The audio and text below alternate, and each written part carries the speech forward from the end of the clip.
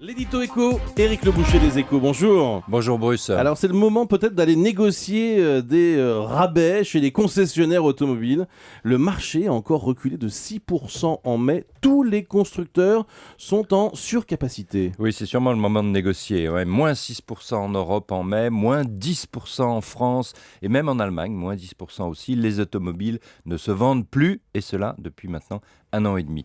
Ils se vendraient seulement cette année 12 millions de voitures en Europe, le plus mauvais chiffre depuis 1993. Cela représente une chute de 22% par rapport à 2008 avant la crise. Et c'est pas fini, il n'y a pas d'amélioration en vue. Pas avant longtemps même, puisque l'Association européenne des constructeurs prévoit que les ventes seront mauvaises jusqu'à la fin de la décennie, malgré les bonus donnés par certains gouvernements, malgré les taux d'intérêt très bas qui permettent d'emprunter évidemment pas cher. En conséquence, 58% des usines européennes tournent au ralenti. Les surcapacités représentent 3 millions de voitures, c'est-à-dire l'équivalent de 10 usines qui sont donc en trop. Et la France est parmi les pays les plus concernés. Oui, la France est passée du 4e rang mondial de production automobile en 2000 au 11e rang aujourd'hui.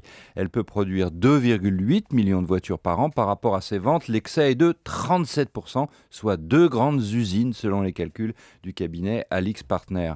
Pour être clair, il faudrait fermer 2 autres Aulnay, autant en Italie et encore un peu plus en Espagne. Il n'y a que le Royaume-Uni qui profite des Mini et de son haut de gamme et qui redevient parmi les grands constructeurs.